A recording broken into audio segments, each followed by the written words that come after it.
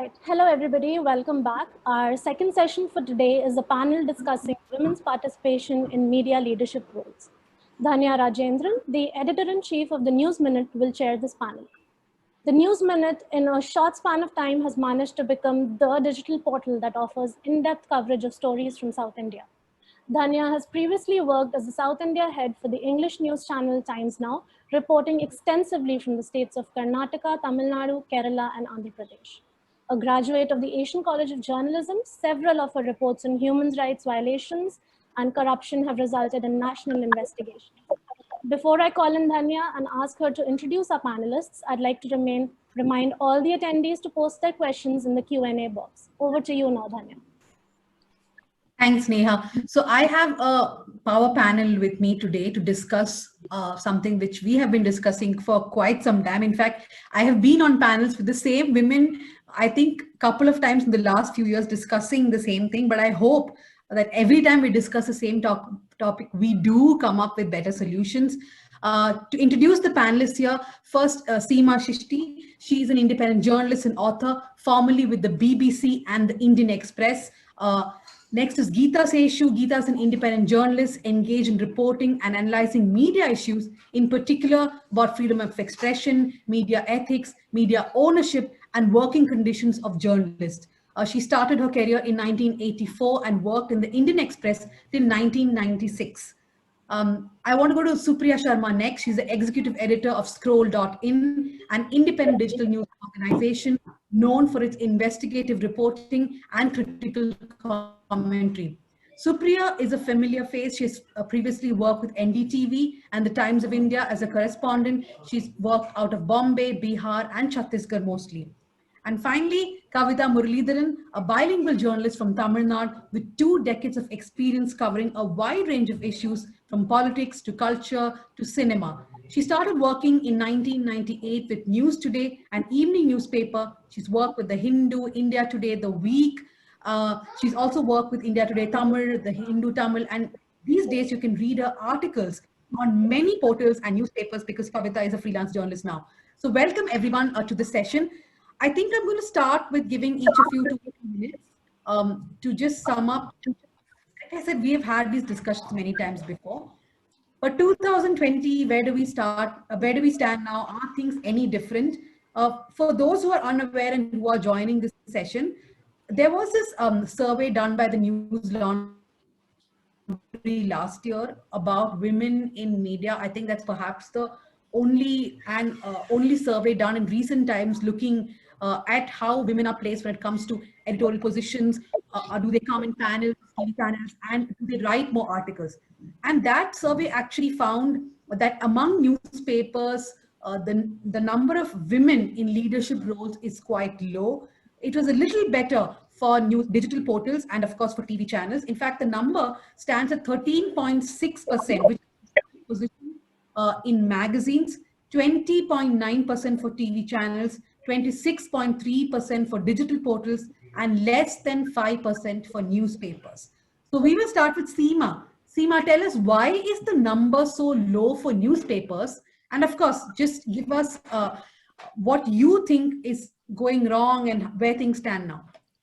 Yeah, I mean, as Dhanya said, let me let out a trade secret of our panel. She said it very eloquently. In fact, Dhanya and I have been on panels on this, that maybe, what is there to say? We've said it so often. So we should perhaps just maintain an hour's silence in respect with, in deep respect of this thought. But I think it's important to examine these things because, I must kind of throw this a little wider, Dhanya, I thought, than what we've been talking about in terms of women in media places. But I'll first try and answer that newspaper question initially. It's a very good point you asked as to why is it lowest with newspapers. I think newspapers, being the so-called legacy media, are the bearers of some of the best and the worst traditions in the industry and other work practices. So I think this whole big boys or the not so big boys club is a much more established fact of life in newspapers. So it's easier to perhaps change it when you start something new entirely rather than try and reform it. So I think that's where newspapers have become kind of holders of this kind of tradition. So you have only very occasionally a Mrinal Pandey or a Manini Chatterjee or a Seema Mustafa or Tavleen Singh, etc., who are in leadership roles. So you'll have a lot of reporters, opinion writers, fiction, features, etc. But in terms of hard, tough news, rolling news, that's a problem.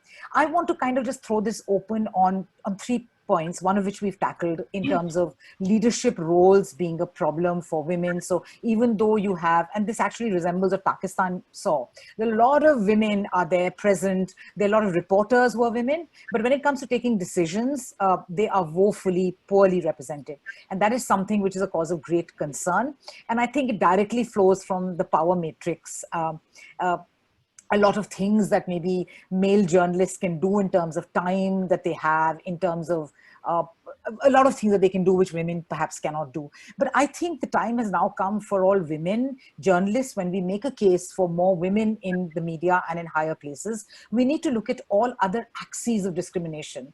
Because I think whether it is caste, whether it is minority representation in media, we have to have an awareness of generally diverse representation. Until that comes, women won't find representation. It'll remain just a token thing or something you just do because it, so I think we need to, and that's really worrying. If you look at where castes are represented, how minorities are represented, it's quite appalling that, a lot of us will not know of a single Dalit, maybe not even a good OBC number in representative positions in media. So that is of concern. So I think that whole idea that diversity is something that should be present in the newsroom as much on the news pages and in portals and in issues that we cover has to come in. And it's only then that women will also come in as a very important axis of this discrimination. And the other thing which is connected to this is, I think it should not be seen as something which is diversity versus merit. So to understand what genuine merit is, we need to kind of weave in diversity into the merit question. And I want to just close what I have to say with a memorable quote of Vishwanath Pratap Singh. We were covering Mandal at that time, and he was really being pilloried. This is the time when he was, the whole sheen of being the middle-class darling was wearing out, as people are very angry with him having okayed the Mandal report. And the merit question was thrown at him at a press conference. And he was told that, it's merit, why are you bringing in caste? He said, well, if it is merit, then it should be land to the tiller, because it's very rarely that the owner of land knows how to till the land. So I think we need to question ideas of merit, weave diversity into the merit question, and argue for much more diverse media spaces. And it's only then maybe that we'll be able to make a robust and a convincing case for women being in responsible higher up media positions. For that, I think I'll go to Supriya next, because the point that Seema made is that newspapers are largely boys' club and reformation is different because, why reform? You can just be how you are, right? That's the attitude. Has digital sort of changed those structures, but do you think that's still not enough? Well, before I come to what I see as the digital media landscape, I just wanted to first start, Dhanya, by talking about something sort of more personal, how I have come to see the gender question. Because frankly, I've been personally very uncomfortable being called a woman journalist, because, we never hear of, for instance, a man being called a man journalist. There are all these lists that get created, 10 best women journalists this year. And whenever I see those lists, I feel like I wish we were on the 10 best political journalists, 10 best business journalists, 10 best science journalists. Like we were recognized for our professional experiences, contribution, output.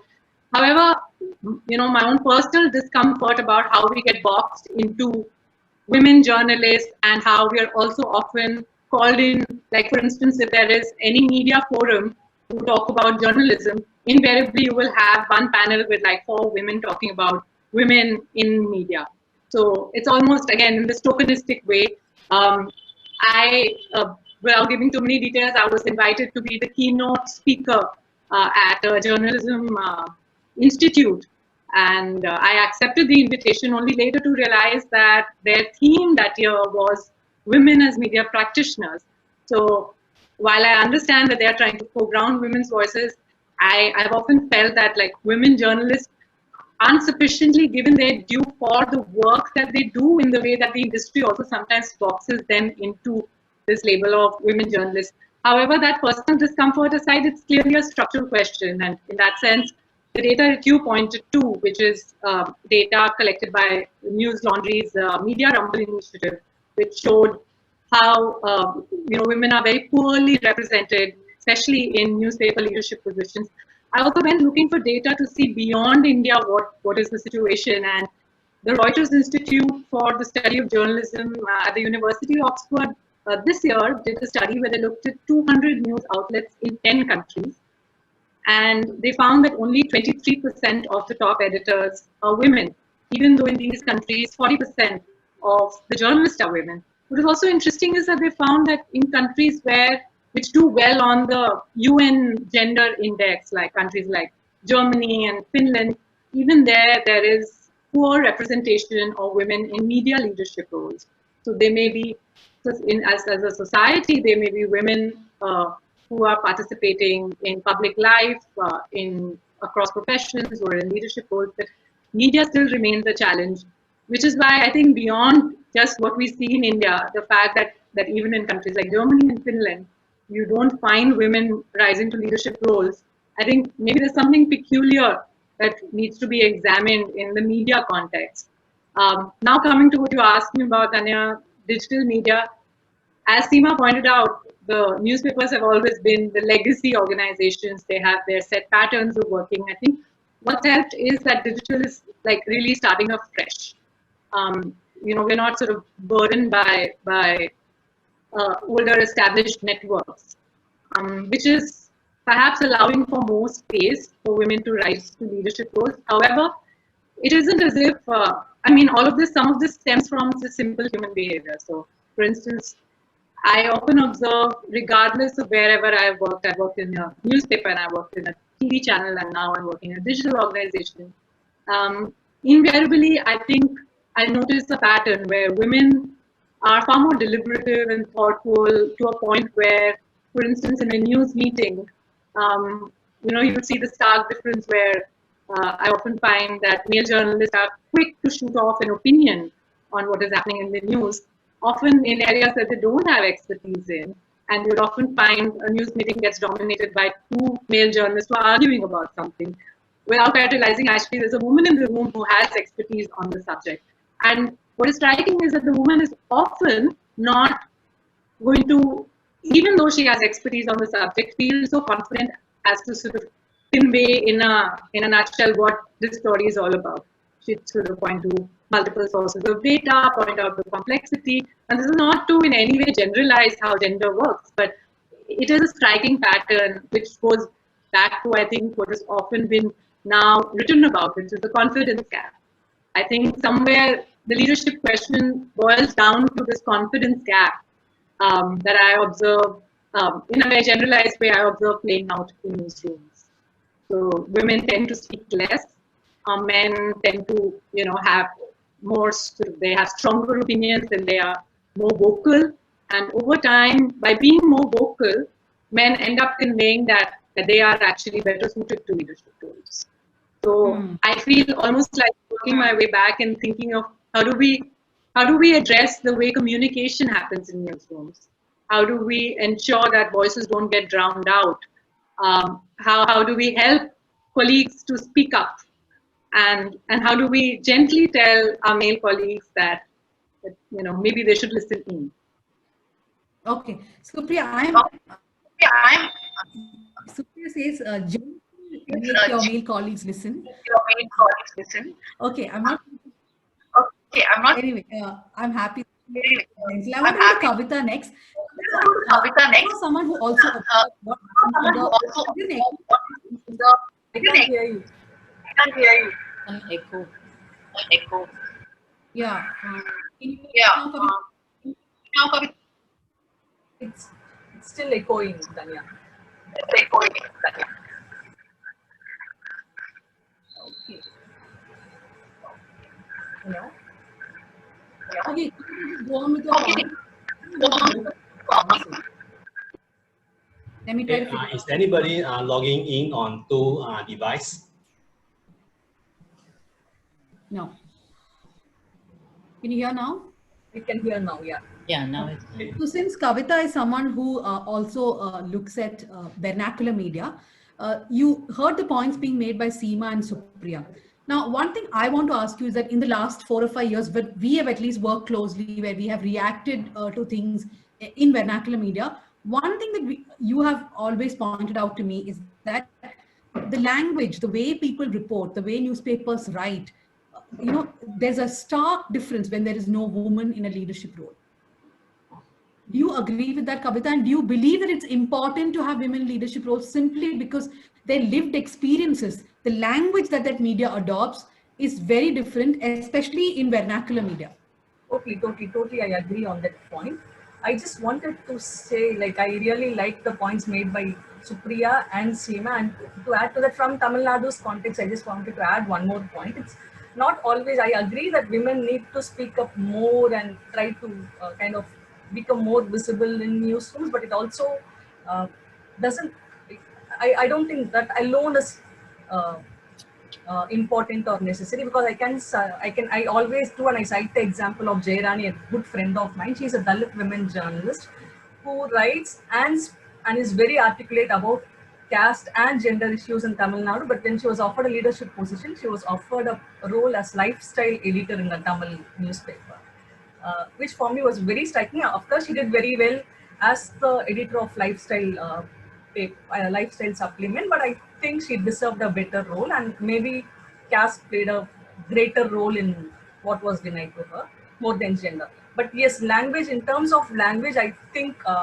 like in Tamil, if you in Tamil, especially when you cover, when you report on violence against women and rape, there are very stereotype words which make women, women not exactly the victims, but it makes them even the culprits. When you say garpadippu in Tamil, which means rape, it also means it's erasure of your chastity, like, to translate it. So it took struggles by many women journalists, by many women activists, and finally I think Women's Commission in the state intervened some several years ago and made it mandatory for the language press to not use this word. So, and even today, there are people who continue to use this word, but it has drastically come down. So, for honor killings, we were using the word, we were literally translating the word honor killings in Tamil, which again was, it's not really honor killing. So, in Tamil, at least, it's been changed to Anava Polaigal, which means motivated by caste, arrogance of caste. So, but every such change requires lots of effort and struggle. And I think women in leadership roles are much more sensitive to these issues. I like, when I was with the Hindu Tamil, I was heading the reporting section there. So I had picked up a fight for about publishing the photograph of a rape victim who had come to the secretariat to give some memorandum. I said, it's, even if she had decided to kind of show her face, it's not fair that we publish it. So these things happen, and I think it's important for women to be in leadership roles. But it's also in the last few years I've noticed that even the traditional women's magazines, which used to have women in leadership roles, they have now started employing men to handle women's magazines. It's a trend that I'm seeing in Tamil media, which is very worrying, which is also very disturbing, because there are so many women who can do much better than what the men have been doing. But still, they've been, I think it's structurally, systematically, they've been denied opportunities, especially in regional media. Thank you, Kavita. So we'll go to Geeta next, but I see Geeta moving around, so we'll wait for Geeta to come back. I just realized that my laptop has 0 charge, which is disastrous. These are the perils of having group or panel discussions online. Yeah. Yeah, well, I thought I'd switch off my mobile, but that's my video, but that's not a very rude thing to do. So I don't want to do that. Anyway, yeah, I'm still, trying to take in everything that all of you have said. Would you like me to start now? Yeah, Geeta also addressed the facts about discrimination when it comes to pay salaries and other structures. It's not just about leadership roles, right? Okay, so before I do that, I think I'd just like to touch very quickly upon some of the points that all of you have made. And like Dhanya said, this this keeps recurring and we keep getting stuck here because we are unable to move very constructively beyond discussing a lot of what all of you have said. So I'm going to try and put some of my understanding of the media. When we look at women in media, and I'm, also addressing this to what Supriya said about not identifying and being uncomfortable about identifying herself as a woman journalist, and perfectly valid. Um, we have a very strange relationship with the media. We are women and we understand that women work in the media and women are in the media as objects. We look at ourselves because we cover a lot of women and women's issues. So we are supposed to. The media is supposed to cover women, represent women in society. We are also subjects in many ways. We are audiences, we are readers. So the media addresses women in a different way as audiences, as readers. And there's very little research really done about how women react to the media. What do women see, except for the soaps and, the Saas Bahu stuff? There's really very little discussion on this. And interestingly, as technology has helped us in many ways, women are also creators of the media. Women are filmmakers, women in digital media, for instance, the things that Dhanya and Supriya are looking at.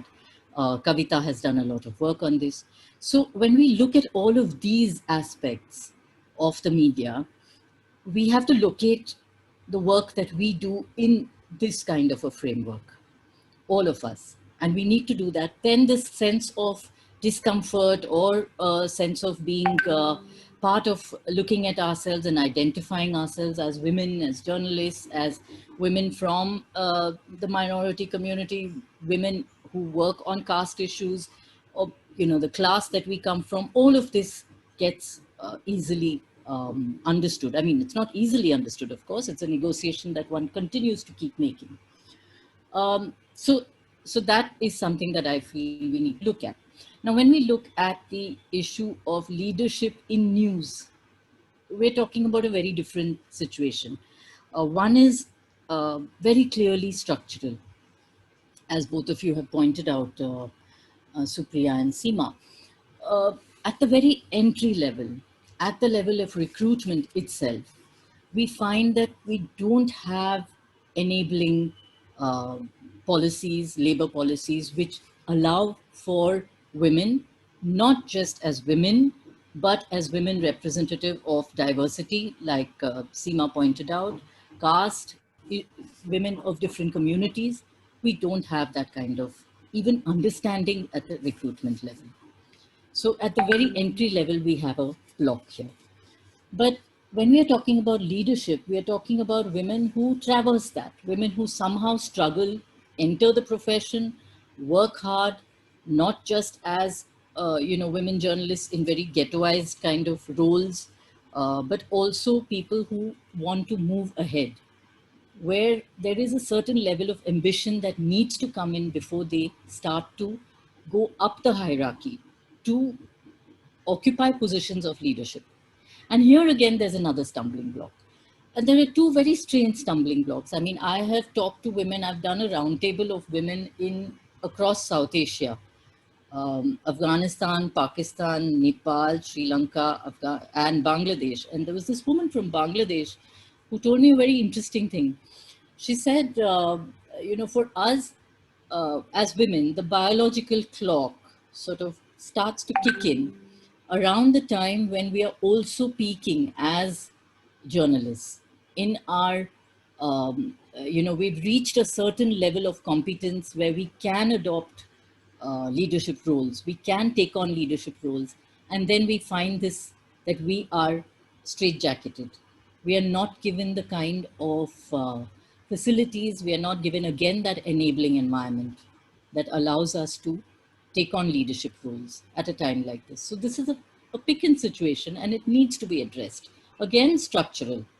Again, something that needs to be addressed in a structural way. So of course, I think, things like what Seema and Dhanya said earlier about the fact that we have discussed this endlessly. And we have talked about the need for support networks. We've talked about the need for an enabling environment when it comes to sexual harassment issues, which is a big thing for women in the media. We've talked about how to replace the boys' clubs, all of this. But what I really feel we need to address, and address very strongly, is the fact that the media is a site of power. It's a huge site of power. And it actually uh, decides agendas for society. It works with government, and it works on these agendas. How much of this power is the media willing to share with its women journalists? That I feel really needs to be addressed when we talk about issues of leadership. Uh, I was reading, I was trying to, look at the position now when I was looking at some tweets just yesterday. And there was a tweet from a woman journalist who covers Syria. And she said almost all the women who are covering Syria are women, in the conflict, covering the conflict. Almost all the op-eds on Syria is being written by men. When we look at, and there's this very interesting exercise being done by somebody called Shreya. I don't know her too well, but she's been looking at op-eds in the Hindu, the Indian Express, and I think one more newspaper, the Hindustan Times, yes. It's very interesting. I don't know who this person is, but she started to look at the op-eds. And it's astonishing that most of the op-ed writers are men. So when it comes to the grunge work, we are willing to have both women and men share it, because we've always said that the media, is neutral in that sense. Whoever gets you the best story, it doesn't matter whether it's a man or a woman, we're happy to have them there and we'll publish. Okay? But when it comes to sharing power, at the very top, we are very stingy, and we need to understand why.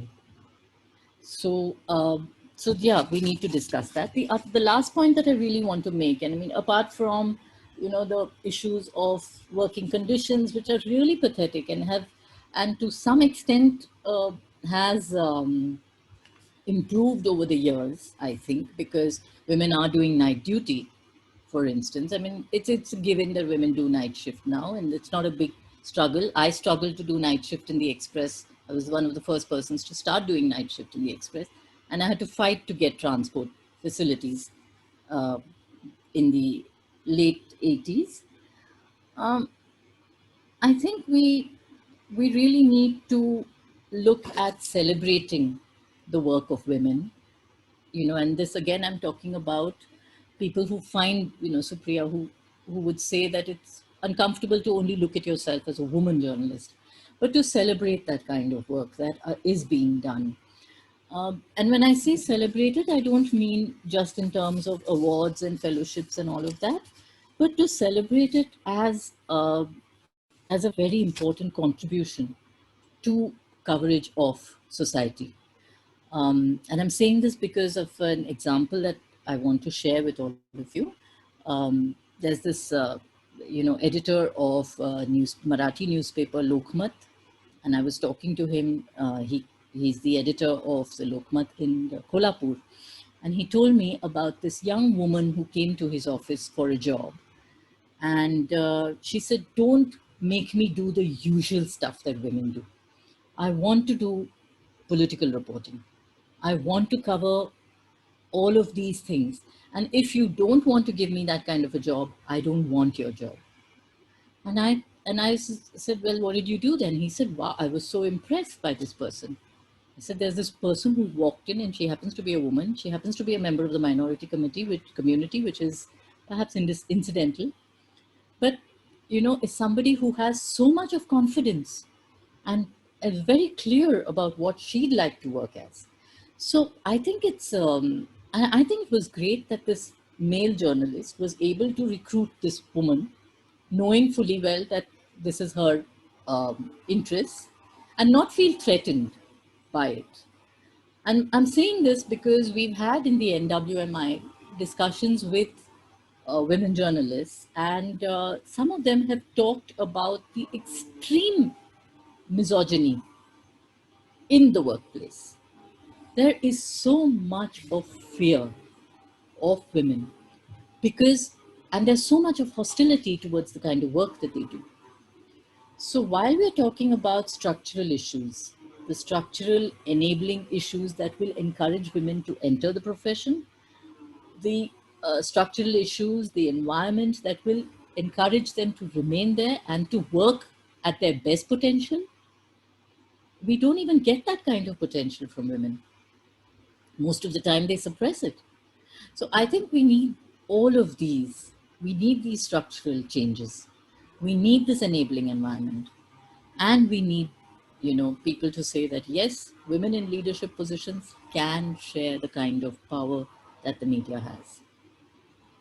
Okay, Geeta, thanks for that. Let me go to Seema. I think they said they will send questions. I'm not sure where the chat is going to appear because I cannot see a chat box. So hopefully someone will explain this to me. I'll go to Seema quickly. Seema, Geeta made the point of sharing power. Now, I see in the participant list that most of them are, I presume, not. Many of them are not journalists also. So, being someone who's worked in newsroom for so many years, can you explain to people out here, the participants out here, why that sharing of power and why having diversity? We're just going back to the basics, but I think the basics are very important to convince people that diversity is important in newsrooms, because then whenever you speak of diversity, the question of merit comes. Like, why do you talk about diversity? What about merit? So from your own experiences, why do you believe that it is important to have that diversity? I think it's critical because, as what Geeta said, about power, media has so much become and kind of intermediating on issues. I mean, it's media's job to, of course, be a watchdog but a very important part of the media is to provide a forum for debate, for setting narratives, and much more so now. So I think the case for diversity cannot be overstated under any circumstances, because a country like India, clearly at crossroads of various kinds, if you don't have enough people who've lived those experiences, whether they are a class diversity, a caste diversity, a gender diversity, a situational diversity, I think those newsrooms have completely failed. Because media as a kind of and I think social media has really pushed on that, on making people expect not just sitting on this, the bully pulpit or just standing on a forum and opining, but you need to bring up stories, to talk about issues, and who can do it if not for a diverse newsroom? And also touching on what Supriya said, in newsroom, in news meeting discussions, I don't want to use the word mansplaining, but very often the discussion just goes to those who talk the most about it, and for some reason women find it more necessary to cite data, to know more about it than, you have to fight that much harder to sort of be heard. And this is across all kinds of newsrooms, whether they are radio spaces, international organizations, national dailies, or just maybe even press club conversations. So I think a lot of it flows from how society is, how accepting society is of a variety of opinions, of diversity, and that finds its sort of distilled, coarsest expression in the newsroom. And the fact that media has actually, okay, just a very small aside, but it may be vaguely relevant. I fought for a long time this whole business of being called media. And once I got fighting with somebody who said, "Acha, aap media se hain." I said, "Nahi, aap likhiye, aap press se hain." So he said, "Nahi, aap media hai na." Maine kaha, "Media nahi likhoge, aap press likhoge." Because I was getting angry with this whole mediation business, I said, "No, just write that I'm with the press. Do not write that I'm with the media." But unfortunately, media has become a mediator to power. It has become about access. A lot of people enter media for that reason, because it's the next best thing to being a DM or being an MP or being influential, to be a well-recognized face, about being able to put yourself out. So if you don't clear the IAS exam, maybe media is a great place to be in terms of access. So I think for all this variety of reasons and where media finds itself, it is never more important to have people who have lived experiences, who can comment about it, who can even point out what those issues are and speak about it. Dhanya, I'm sorry to interrupt. Yeah. You can look at the questions in the live Q&A box on the Eventfair platform on the right-hand side in the panel. Are they visible to you? Oh, I have to go back to that panel. You have to minimize. can you open that? Can you open that window? Are you on? Are you on your? If you're on your laptop, just go on to that on-air window. Yeah, I will do that right now. Okay, while I do that, I'll just ask something quickly to Kavita.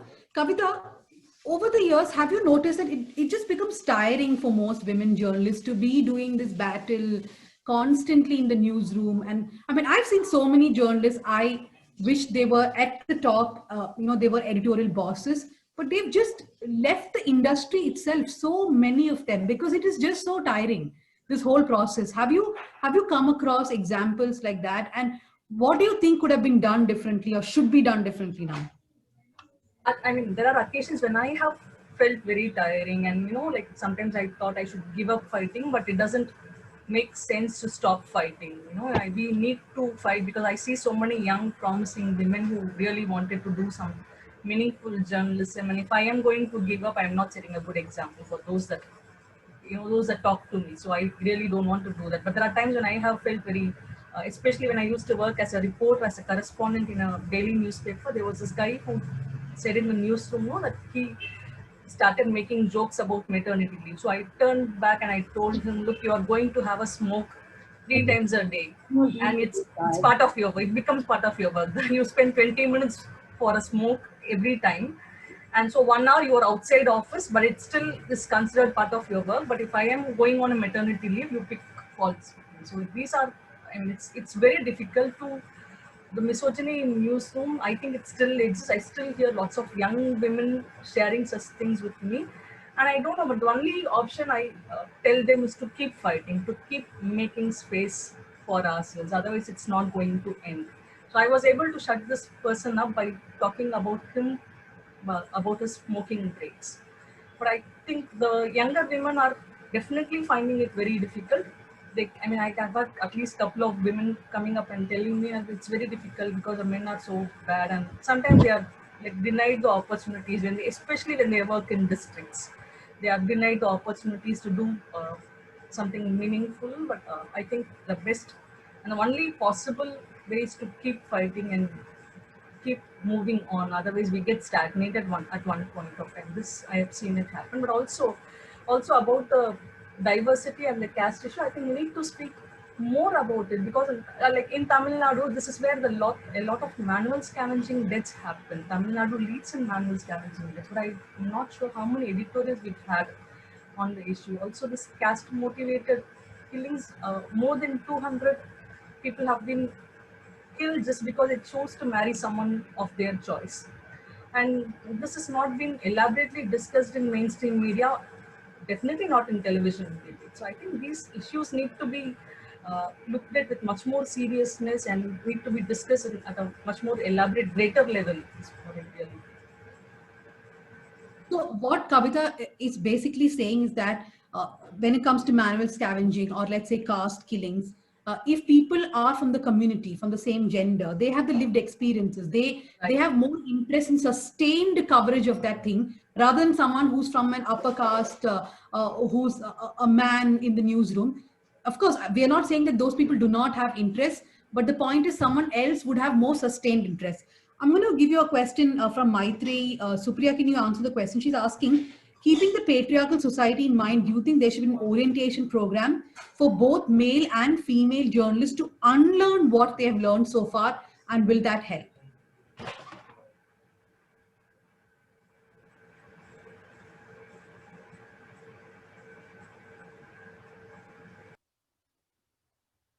It's on mute. Supriya, you're on mute. Sorry, am I audible now?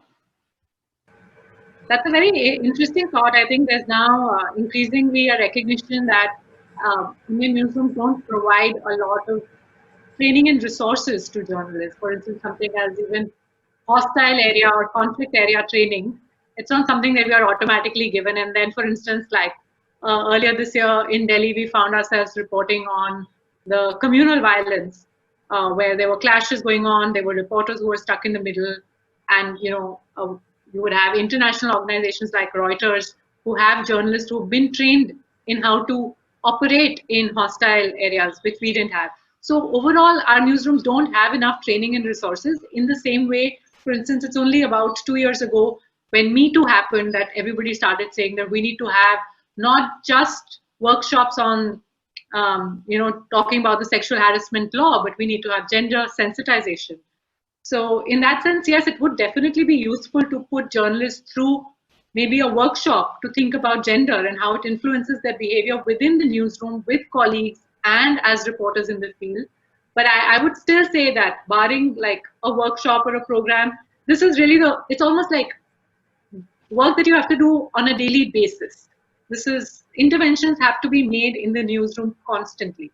So you need to constantly keep in mind that gender affects the field, our work field, and to not lose sight of it, not just put this away as another box to tick off and say we have done a workshop now, and so this has been tackled. I completely agree with Supriya that this is a daily learning experience. For example, I'm someone who worked in a television channel for 8 years. So by the time I finished working there, I was insensitive to the core. And it took a lot of unlearning to actually reform myself, I would say. And that took people in my newsroom who are way more junior. They would point out my insensitivity to a story because so many times I'm just oblivious to the fact that I am behaving in that manner, right? And small things like even readers can understand. For example, my favorite example is this story which all newspapers had at one point of time because I came through an agency saying that a woman kills husband in first night because he was not handsome. I mean, the second you see that headline, you should understand it's written by a male crime reporter who did not ask the basic question to a cop as to what happened, why did the woman kill. Now, the same when I pass on to a woman journalist in my team, the first thing she would ask is why does she have to murder? I mean, what is her version of the story? Her version is that she was forced into this marriage, and when the man forced himself upon her, she had no choice but to murder him. Now, whether that's true or false is for the court to come to a conclusion, but the point is there is another version, right? So these are simple things that in newsrooms we have to continuously tell people. And I'm not saying that this bias is only from men. It can also come from women like I used to have. But that constant correction, it really helps a lot in everyone in the newsroom improving in how they see things. I'm going to take another question, which Kavita, Seema, all of you can answer. I'll go to Geeta first and then I'll go to Seema. It's a very interesting question. What can women in the media do to help more women reach leadership roles? Geeta? Or is it only the women's responsibility? Geeta should unmute.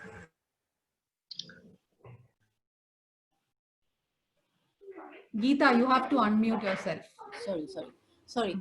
No, I've already said that it's not just the responsibility of women to do this, but I think women who are already in the media do play a very important role. And I'll tell you how. In the, at least I'll share experiences of my working in the newsroom, which is really, which I would really actually like to get corroborated from people like Dhanya and Supriya and even Kavita, because it may be just a little dated. So I'm a little worried about that.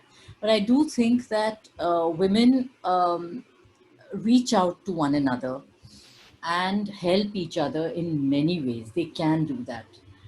They can do that in the newsroom. They can do it very actively. They can do it with, we have a whole range of roles that we perform in the newsroom. We collect information, we have contacts which we share with one another. We tip off one another about interesting developments and stories and everything else. We actually also enable skill development. It's a horrible word, I'm sorry, but we enable a way in which we can learn to do a job better. There are many things that women can do, but that anyone can do really. And we also do look out for one another. We've talked about the whisper networks when it comes to sexual harassment issues. And now, of course, Me Too exists, but the whisper networks haven't gone away. They're still very much there. So women do look out for one another in terms of that kind of support that they can give each other. In terms of leadership roles, I think the biggest way in which women can help, other women reach those levels of leadership is to actually support and advocate uh, the promotion of women.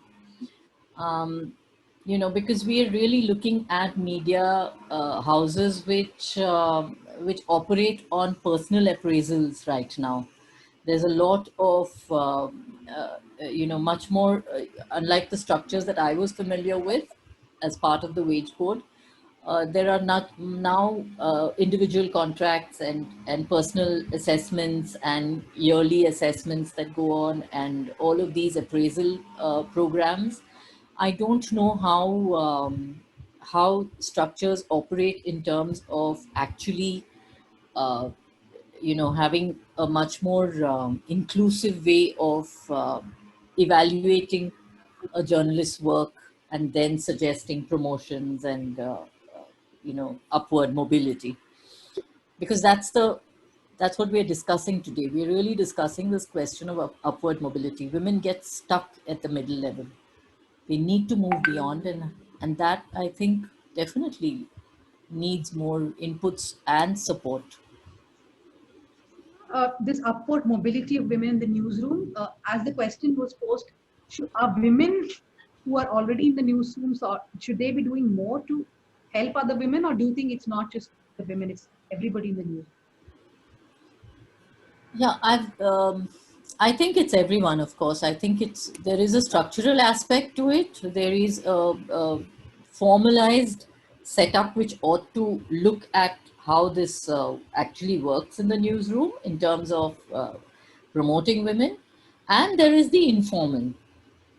So I think what this person would probably, the questioner would probably be looking at is the more informal kind of networks.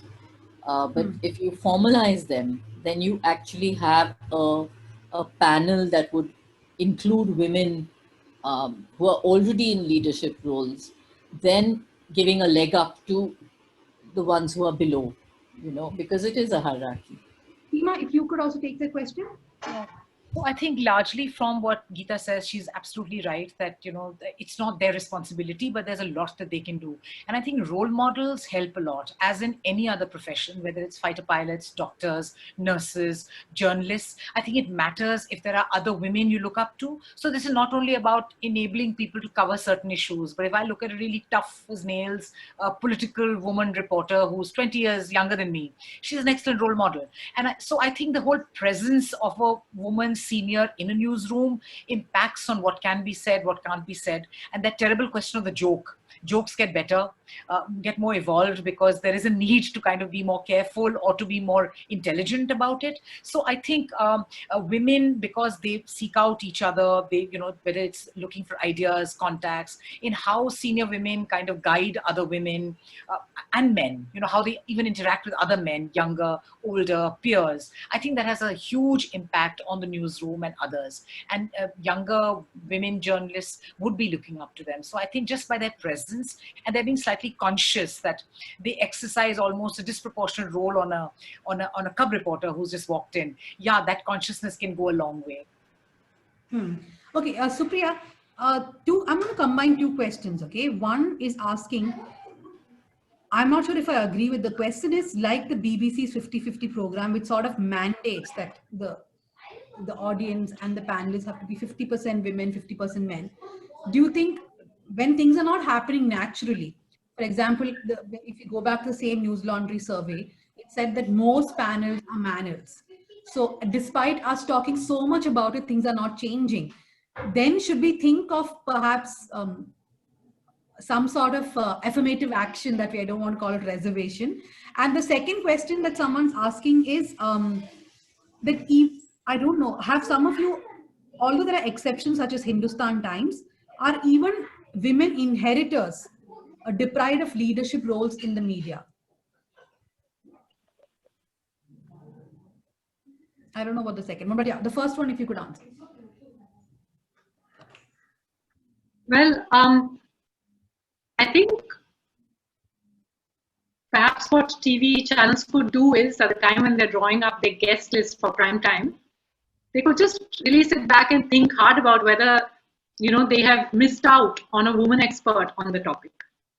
It's quite likely that, as we know, having worked in television, both you and I, Dhanya, that television works under great time pressure. And, all channels have, for instance, a directory that they immediately want to go to. And the way TV debates are right now structured is, you want polar opposite views. You want to represent mostly extreme views itself. I think TV should, reconsider instead of always structuring debates as extreme points of view. But in that rush to quickly figure out who can attend that primetime discussion and finalize guests, I think if they could just pause and say, we will every day try on a panel of 4 people to make sure that there is a woman, because they are women who have expertise on all these topics, whether it's politics or business or science or health, whatever it is. And obviously there will be conversations where you may not have a woman who has expertise on it, which is fine. But as long as news channels make an attempt and don't just go unthinkingly with the voices that are the loudest in the public sphere, because I'll go back to what I said, that I do think somewhere we have to just go back and see how society functions. And invariably the loudest voices tend to be male. And that does mean that women's voices get drowned out. It happens in our newsrooms, it happens in television discussions, it happens in newspaper opinion pages. As Geeta was pointing out, that you find that reporters are women, but opinion writers are men, disproportionately so. So I guess it is this, that we need to look beyond the loudest voices in society, and we need to look for expertise which exists among women and make sure that they are there on the panel.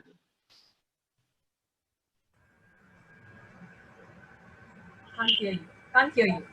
Yeah, because I keep muting myself and then I forget to unmute myself. So the question is, if you want to take this question, do women actually speak truth to power more than men do? Do better than male journalists do?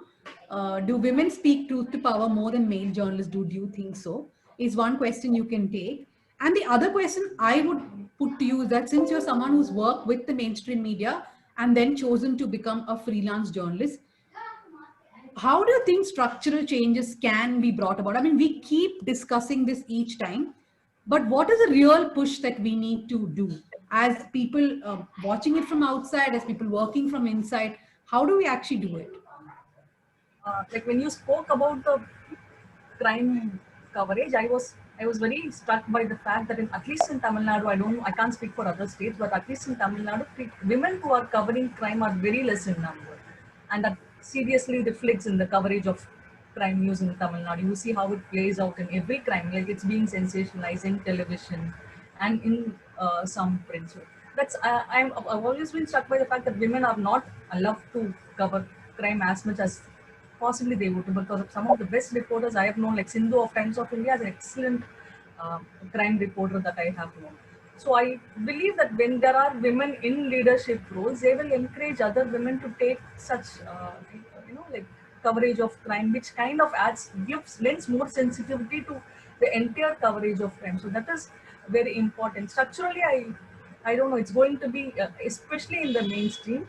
I thought when I joined both the Hindu Tamil and India Today Tamil later, I thought it will be possible to make some changes, but institutions being institutions, traditional institutions, it becomes very difficult to kind of do even the smallest of the change. So I think it's a long haul. We need to keep fighting. We need to keep raising our voices. But one thing is I can say that I've tried to encourage women around me, and I try to do that sincerely. But I don't know if it's just not an individual effort when it comes to mainstream media. I think the institution needs to, as you rightly said, do some affirmative action to include women, not as some kind of not as some kind of reservation or something, but because women are really, really good at what they are doing. We've seen that.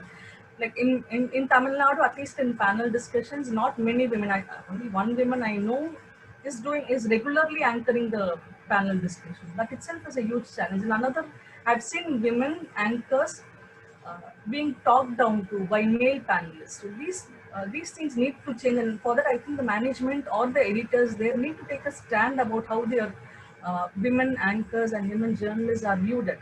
Otherwise, it's not going to work out. I think the institutions also need to do their best, and what we can do as organizations, as individuals, we need to kind of put pressure from outside so that the institutions can really consider doing these things.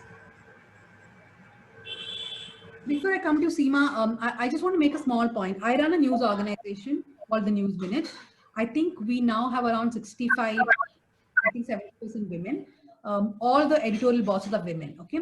So what happens is that if I ever put, of course not anymore, but when we used to have vacancies and I put out an ad saying that I want a reporter who has 4 or 5 or 6 years experience, I started noticing that I never get resumes from male journalists who have 4 or 5 years experience or more.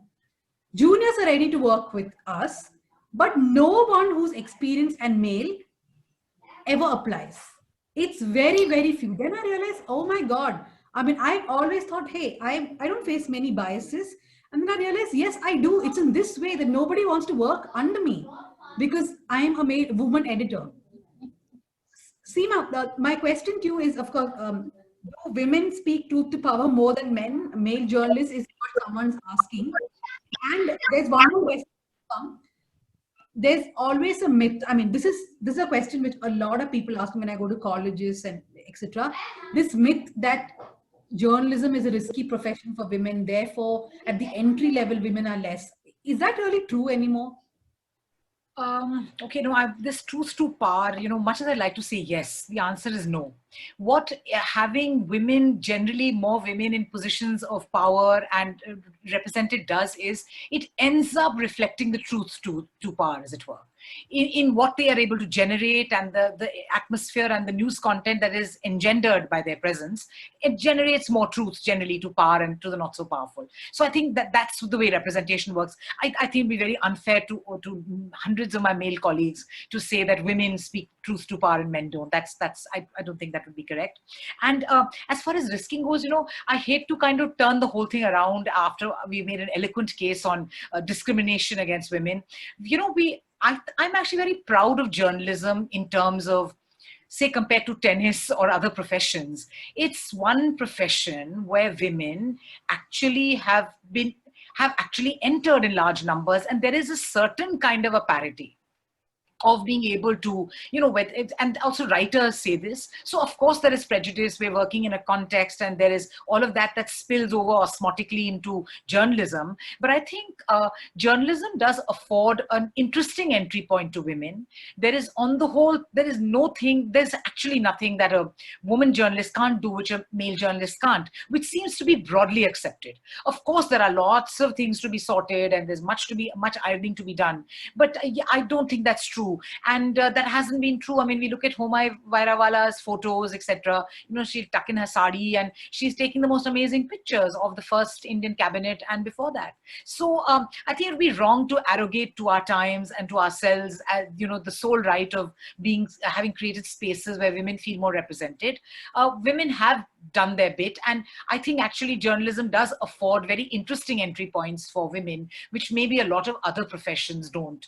I think engineering, etc., were much more inhibiting. That I remember that even when in the early 90s, when my batchmates and all were in IIT, they used to refer to their girl students as non-males. They were actually called the non-males, and these are the males and these are the non-males, and that was accepted. It was a stupid laughing matter. So I don't think journalism saw that much of it in post-independent India. That would be my humble and very contrarian submission. No, I don't think you're being contrarian. I mean, I agree that at entry level, journalism has a lot of women, and that's true actually even for regional media, whether it's newspaper, TV, etc. But the problem is what happens at the entry level. Many of them in television, for example, many of them even become anchors. But when it comes to taking editorial calls of how a newspaper or a television channel behaves, I think very few have got women in those positions of power. That's the problem. Geeta, I think it's sort of time for us to wrap up. But that's an interesting question. Will the so NWMI, which Geeta talks about, is a network of women in media, which most of us are a part of. And every year we keep talking about these beats, the soft beats which most women get allocated and the hard beats. But it has been changing over the years. However, the question is, once this pandemic is over, are we going to a shift? Are you going to see a shift in what are soft beats? For example, is health no longer a soft beat for us? Is covering public sector no longer a soft beat for us? It's considered a hard beat now because of the pandemic.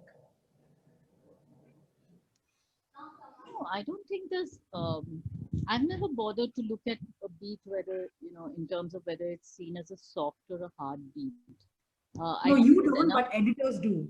A lot of people do. I think there's enough discussion now about the fact that our treatment of the subject may be soft, or it may be hard hitting, and I think that's very clear in terms of health, for instance, where we look at the problems that we are facing in terms of health, public health issues and stuff like that.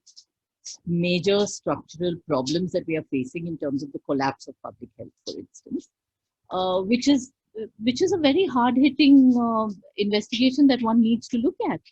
We're not talking about lifestyle issues and health, which would probably be seen as soft. We're not talking about diet and fitness and stuff like that, which may be seen as soft subjects, or the glamorized aspect of spas and health. So there are tons of examples that one can get in terms of the treatment of the subject. There's this fashion journalist who writes on fashion, who actually pointed this out quite interestingly in terms of looking at the fashion business as the entire business of making money from fashion, and how that would be a hard subject, a hard-hitting look at the subject. But to come back to a few things which I really wanted to say, I felt that, Geeta, 1 minute, we have to end the session. The point about... Hold on, 1 minute. So, very quickly, but hold on. The point I'd like to really say... Yeah, 1 minute, I think we need to have an audit on leadership, women in leadership roles. And I don't think we have that at all. We can say. So I want to just end this session with 20-second reply from each one of you, because the final question that we have has really gone back to where we started from. There's a person who's asking that Anita Pratap once interviewed the dreaded LTT leader at his den. It's merit that matters, not gender, I think. So I don't know what we were talking for so long that the final question has come back to that. So 20 seconds to each one of you to just address that quickly. Seema? Oh, yeah, I completely agree. Merit cannot be divorced from gender, from diversity, from caste, from what we represent. So that has to be completely integrated into it. Land to the tiller, remember. Supriya? Precisely because we're saying that women journalists have the merit to be in leadership roles and yet aren't getting enough of those roles. That's why we're discussing this. It is precisely because women have the merit and are not there. That's why this discussion. Kavita? Unmute. I agree with both Seema and Supriya. And to just add one point about diversity, I think we need people who can tell their own stories much better than what we do. That's most important thing. We need to hear the stories of those people in their own voices, and that needs to happen as soon as possible. We're done. Merit is dependent on what society gives to women from day one. You can't divorce it from there. So of course merit matters in terms of the work one does, but getting to that point will require huge structural changes in society and in the newsroom. All right, I think we've really run out of time now. I'm so sorry. Yes. Thank you so much. Thanks everyone. Thanks Neha. Thank you for joining us. I request our audience to go back to the timeline and join the next session now. Thank you so much.